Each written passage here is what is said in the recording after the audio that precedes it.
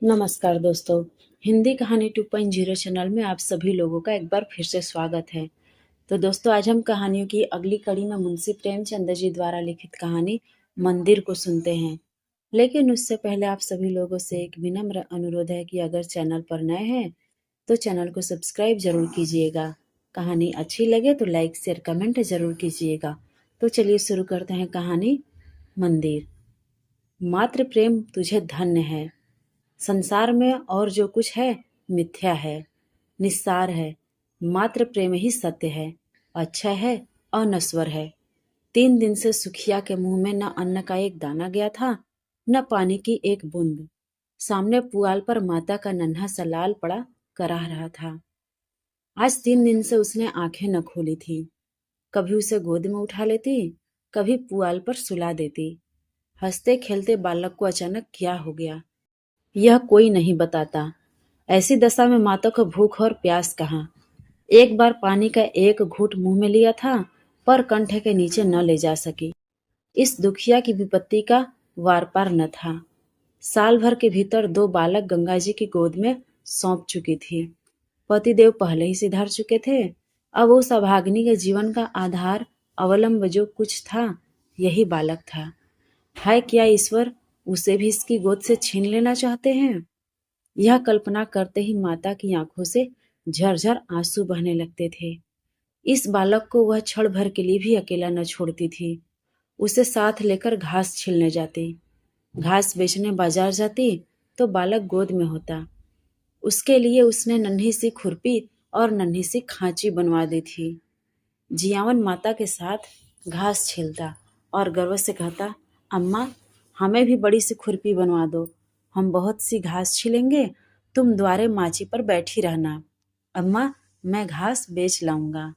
माँ पूछती, मेरे लिए क्या क्या लाओगे बेटा। जियावन लाल लाल लाल साड़ियों का वादा करता। अपने लिए बहुत सा गुड़ लाना चाहता था। वही भोली भोली बातें इस समय याद आ आकर माता के हृदय को सूल के समान बेध रही थी। जो बालक को देखता यही कहता कि किसी की डीठ है, पर किसकी डीठ है। इस विधवा का भी संसार में कोई बैरी है।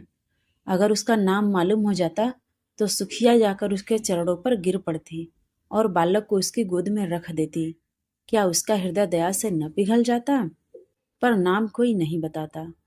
हाय, किससे पूछे, क्या करे। 3 पहर रात बीत चुकी थी। सुखिया का चिंता व्यथित चंचल मन कोठे कोठे दौड़ रहा था। किस देवी की शरण जाए, किस देवता की मनौती करे। इसी सोच में पड़े पड़े एक झपकी आ गई।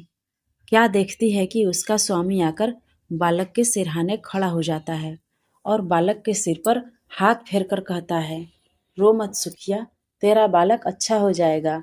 कल ठाकुर जी की पूजा कर दे, वही तेरे सहायक होंगे। यह कहकर वह चला गया। सुखिया की आंख खुल गई। अवश्य ही उसके पतिदेव आए थे। इसमें सुखिया को जरा भी संदेह न हुआ।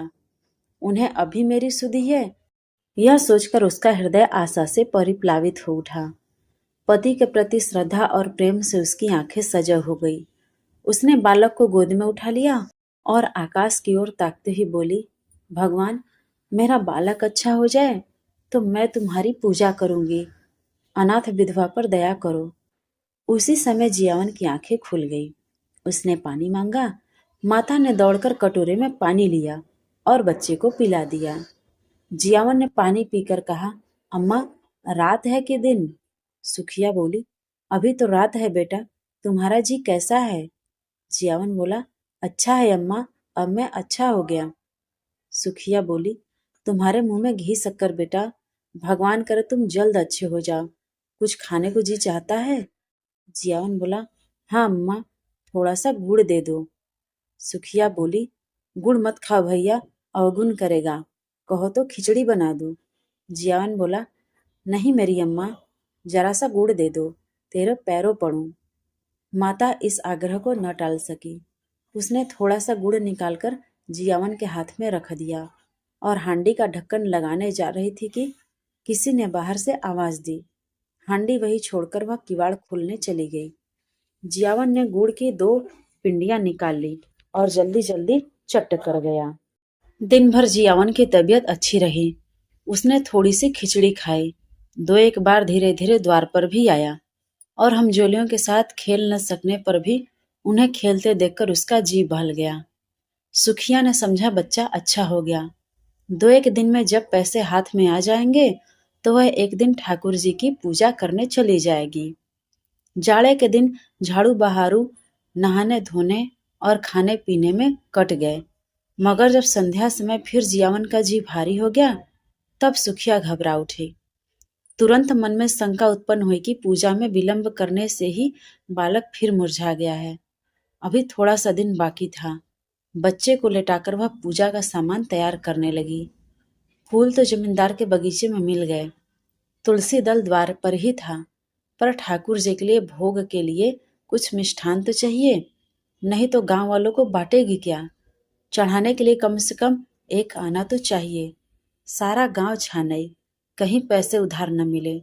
अब वह हताश हो गई। हाय रे अदीम, कोई 4 आने पैसे भी नहीं देता। आखिर उसने अपने हाथों के चांदी के कड़े उतारे और दौड़ी हुई बनिए की दुकान पर गई। कड़े गिरो रखे, बतासे लिए और दौड़ी हुई घर आई।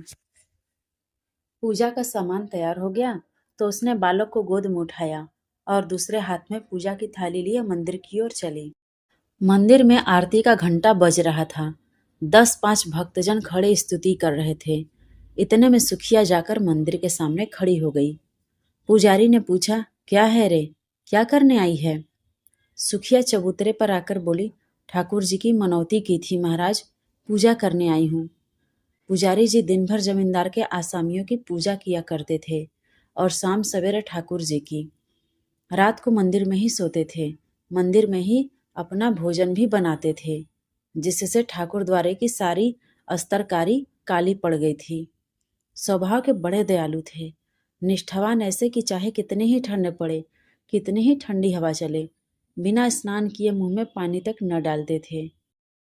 अगर इस पर भी उनके हाथों और पैरों में मैल की मोटी तह जमी हुई थी तो इसमें उनका कोई दोष न था। बोले, तो क्या भीतर चली आएगी? हो तो चुकी पूजा, यहाँ आकर भरभष्ट करेगी? एक भक्तजन ने कहा, ठाकुर जी को पवित्र करने आई है। सुखिया ने बड़ी दीनता से कहा, ठाकुर जी के चरण छूने आई हूँ सरकार, पूजा की सब सामग्री लाई हूँ। पुजारी बोला, कैसी बेसमझी की बात करती है रे, कुछ पगली तो नहीं हो गई है? भला तू ठाकुर जी को कैसे छुएगी? सुखिया को अब तक कभी ठाकुर द्वारे में आने का अवसर न मिला था।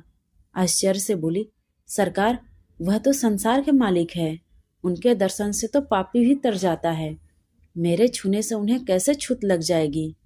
पुजारी बोला, अरे तू चमारिन है कि नहीं रे? सुखिया बोली, तो क्या भगवान ने चमारों को नहीं सिरजा है? चमारों का भगवान कोई और है? इस बच्चे की मनौती है सरकार।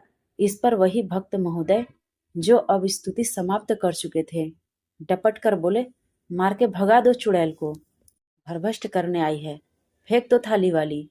संसार में तो अपने आप ही आग लगी हुई है। चमार भी ठाकुर जी की पूजा करने लगेंगे तो पृथ्वी रहेगी कि रसातल को चली जाएगी? दूसरे भक्त महाशय बोले, अब बेचारे ठाकुर जी को भी चमारों के हाथ का भोजन करना पड़ेगा। अब प्रलय होने में कुछ कसर नहीं है। ठंड पड़ रही थी, सुखियां कांप रही थी और यहाँ धर्म के ठेकेदार लोग समय की गति पर आलोचनाएं कर रहे थे। बच्चा मारे ठंड के उसकी छाती में घुसा जाता था, किंतु सुखिया वहां से हटने का नाम न लेती थी। ऐसा मालूम होता था कि उसके दोनों पांव भूमि में गड़ गए हैं। रह रहकर उसके हृदय में ऐसा उद्गार उठता कि जाकर ठाकुर जी के चरणों पर गिर पड़े। ठाकुर जी क्या इन्हीं के हैं? हम गरीबों का उनसे कोई नाता नहीं है। ये लोग होते कौन है रोकने वाले? पर यह भय होता था कि इन लोगों ने कहीं सचमुच थाली वाली फेंक दी तो क्या करूंगी? दिल में ऐंठ कर रह जाती थी। सहसा उसे एक बात सूझी। वह वहां से कुछ दूर जाकर एक वृक्ष के नीचे अंधेरे में छिपकर इन भक्तजनों के जाने की राह देखने लगी। आरती और स्तुति के पश्चात भक्तजन बड़ी देर तक श्रीमद् भागवत का पाठ करते रहे। उधर पुजारी जी ने चूल्हा जलाया और खाना पकाने लगे। चूल्हे के सामने बैठे हुए हूं हूं करते जाते थे और बीच बीच में टिप्पणियां भी करते जाते थे। 10 बजे रात तक कथा वार्ता होती रही और सुखिया वृक्ष के नीचे ध्यानावस्था में खड़ी रही। सारे भक्त लोगों ने एक एक करके घर की राह ली। पुजारी जी अकेले रह गए। अब सुखिया आकर मंदिर के बरामदे के सामने खड़ी हो गई, जहां पुजारी जी आसन जमाए बटलोई का क्षुधावर्धक मधुर संगीत सुनने में मगन थे। पुजारी जी ने आहट पाकर गर्दन उठाई तो सुखिया को खड़ी देखा। चिढ़कर बोले, क्यों रे, तू अभी तक खड़ी है? सुखिया ने थाली जमीन पर रख दी और एक हाथ फैलाकर भिक्षा प्रार्थना करती हुई बोली, महाराज जी, मैं अभागिनी हूँ। यही बालक मेरे जीवन का अलम है। मुझ पर दया करो। 3 दिन से इसने सिर नहीं उठाया। तुम्हारा बड़ा जस होगा महाराज जी। यह कहते कहते सुखिया रोने लगी। पुजारी जी दयालु तो थे, पर चमारिन को ठाकुर जी के समीप जाने देने का घोर पातक वह कैसे कर सकते थे। न जाने ठाकुर जी इसका क्या दंड दे। आखिर उनके भी बाल बच्चे थे। कहीं ठाकुर जी कुपित होकर गांव का सर्वनाश कर दे तो? बोले, घर जाकर भगवान का नाम ले, तेरा बालक अच्छा हो जाएगा। मैं यह तुलसी दल देता हूँ, बच्चे को खिला दे। चरणामृत उसकी आंखों पर लगा दे। भगवान चाहेंगे तो सब अच्छा ही होगा। सुखिया बोली, ठाकुर जी के चरणों पर गिरने न दोगे महाराज जी? बड़ी दुखिया हूँ। उधार काढ़कर पूजा की सामग्री जुटाई है। मैंने कल सपना देखा था, महाराज जी की ठाकुर जी की पूजा कर, तेरा बालक अच्छा हो जाएगा। तभी दौड़ी आई हूँ। मेरे पास 1 रुपया है, वह मुझसे ले लो, पर मुझे एक क्षण भर ठाकुर जी के चरणों पर गिर लेने दो। इस प्रलोभन ने पंडित जी को एक क्षण के लिए विचलित कर दिया, किंतु मूर्खता के कारण ईश्वर का भय उनके मन में कुछ कुछ बाकी था। संभल कर बोले, अरे पगली, ठाकुर जी भक्तों के मन का भाव देखते हैं कि चरण पर गिरना देखते हैं। सुना नहीं है, मन चंगा तो कठौती में गंगा। मन में भक्ति न हो तो लाख कोई भगवान के चरणों पर गिरे, कुछ नहीं होगा। मेरे पास एक जंतर है, दाम तो उसका बहुत है, पर तुझे 1 ही रुपए में दे दूंगा। उसे बच्चे के गले में बांध देना, बस कल बच्चा खेलने लगेगा। सुखिया बोली, ठाकुर जी की पूजा न करने दोगे? पुजारी बोला, तेरे लिए इतनी ही पूजा बहुत है। जो बात कभी नहीं हुई आज वह मैं कर दूं, और गांव पर कोई आफत विपत आ पड़े तो क्या हो, इसे भी तो सोचो। तू यह जंतर ले जा, भगवान चाहेंगे तो रात ही भर में बच्चे का क्लेश कट जाएगा। किसी की दीठ पड़ गई है तो भी चंचल मालूम होता है, छतारी वंश है। सुखिया बोली, जब से इसे ज्वर है मेरे प्राण नहुं में समाये हुए हैं। पुजारी बोला, बड़ा होनहार बालक है, भगवान जिला दे तो तेरे सारे संकट हर लेगा। यहाँ तो बहुत खेलने आया करता था, इधर 2-3 दिन से नहीं देखा था। सुखिया बोली, तो जंतर को कैसे बांधूंगी महाराज? पुजारी बोला, मैं कपड़े में बांध कर देता हूँ, बस गले में पहना देना। अब तो इस बेला नवीन बिस्तर कहाँ खोजने जाएगी? सुखिया ने 2 रुपए पर कड़े गिरो रखे थे। एक पहले ही भज चुका था, दूसरा पुजारी जी को भेंट कर दिया और जंतर लेकर मन को समझाती हुई घर लौट आई। सुखिया ने घर पहुंचकर बालक के गले में जंतर बांध दिया, पर ज्यों-ज्यों रात गुजरती थी उसका ज्वर भी बढ़ता जाता था। यहाँ तक कि 3 बजते बजते उसके हाथ पांव शिथिल होने लगे। तब वह घबरा उठी और सोचने लगी, हाय, मैं व्यर्थ ही संकोच में पड़ी रही और बिना ठाकुर जी के दर्शन किए चली आई। अगर मैं अंदर चली जाती और भगवान के चरणों पर गिर पड़ती तो कोई मेरा क्या कर लेता। यही न होता कि लोग मुझे धक्के देकर निकाल देते, शायद मारते भी, पर मेरा मनोरथ तो पूरा हो जाता। यदि मैं ठाकुर जी के चरणों को अपने आंसुओं से भिगो देती और बच्चे को उनके चरणों में सुला देती तो क्या उन्हें दया न आती? वह तो दयामय भगवान है, दीनों की रक्षा करते हैं, क्या मुझ पर दया न करते? यह सोचकर सुखिया का मन अधीर हो उठा। नहीं, अब और विलंब करने का समय न था। वह अवश्य जाएगी और ठाकुर जी के चरणों पर गिरकर रोएगी। इस अबला के आशंकित हृदय का अब इसके सिवा और कोई अवलंब, कोई सहारा न था। मंदिर के द्वार बंद होंगे तो वह ताले तोड़ डालेगी। ठाकुर जी क्या किसी के हाथों बिक गए हैं कि कोई उन्हें बंद करके रखे? रात के 3 बज गए थे। सुखिया ने बालक को कंबल से ढांपकर गोद में उठाया, एक हाथ में थाली उठाई और मंदिर की ओर चली। घर से बाहर निकलते ही शीतल वायु के झोंकों से उसका कलेजा कांपने लगा। शीत से पांव शिथिल हुए जाते थे।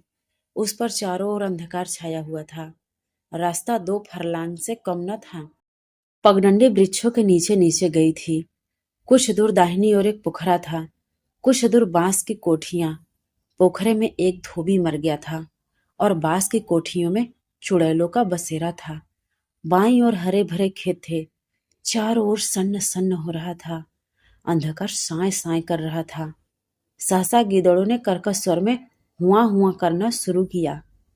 हाय, अगर कोई उसे 1 लाख रुपया देता तो भी इस समय वह यहाँ नहीं आती। पर बालक के मुंह ने सारी आशंकाओं को दबाए हुए था। हे भगवान, अब तुम्हारा ही आसरा है। यह जपती वह मंदिर की ओर चली जा रही थी। मंदिर के द्वार पर पहुंचकर सुखिया ने जंजीर टटोल कर देखी। ताला पड़ा हुआ था। पुजारी जी बरामदे से मिली हुई कोठरी में किवाड़ बंद किए सो रहे थे। चारों ओर अंधेरा छाया हुआ था। सुखिया चबूतरे के नीचे से एक ईंट उठा लाई और जोर जोर से ताले पर पटकने लगी। उसके हाथों में न जाने इतनी शक्ति कहाँ से आ गई थी। 2 ही 3 चोटों में ताला और ईंट दोनों टूटकर चौखट पर गिर पड़े। सुखिया ने द्वार खोल दिया और अंदर जाना ही चाहती थी कि पुजारी किवाड़ खोलकर हड़बड़ाए हुए बाहर निकल आए और चोर चोर का गुल मचाते गांव की ओर दौड़े।